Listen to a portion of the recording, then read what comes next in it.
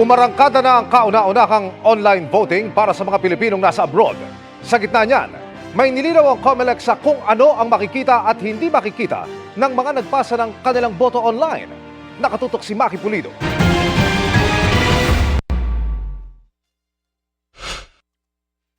Sa isaya ng eleksyon ng Pilipinas, nagbukas kahapon ng 8 a.m. ang online voting ng mga kababayan nating nasa abroad.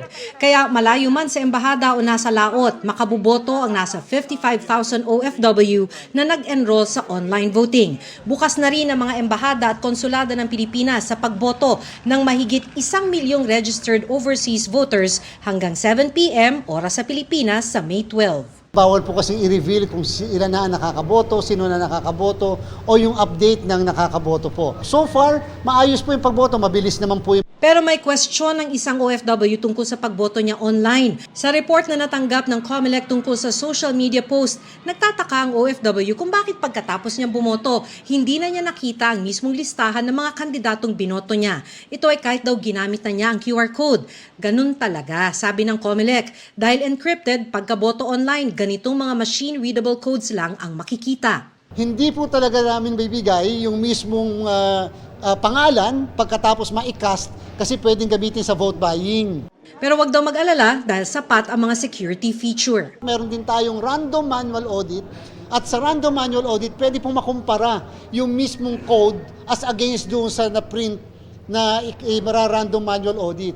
Sa 6 namang show cause order na inisyu ng COMELEC kaugnay sa bastos na pananalita ng mga kandidato, magkakaalaman bukas kung kakasuhan o gugulong na ang disqualification case ng isa sa mga kaso. Hindi kasi pwede show cause order lang eh.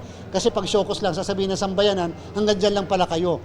May mga kasunod pang show cause order kaugnay ng vote buying at abuse of state resources. Hindi rin pinalampas ng COMELEC maging ang paggamit ng emergency alert message sa pangangampanya ni Richard Co, gubernatorial candidate ng Masbate, Fernando Talisic, kandidato para Vice Governor, Elisa Co, congressional candidate, at Olga Co, kandidato bilang city mayor.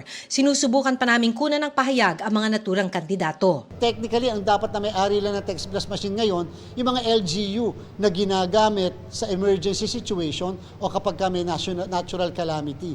Kung nagagamit ng ganyan, again, pwede rin po namin ground yun ng disqualification at election offense. Dahil Semana Santa, muling paalala ng COMELEC, mahigpit na ipinagbabawal ng Omnibus Election Code ang pangangampanya sa Huwebes Santo at Biyernes Santo. Para sa GMA Integrated News, Maki Pulido, nakatutok, 24 oras.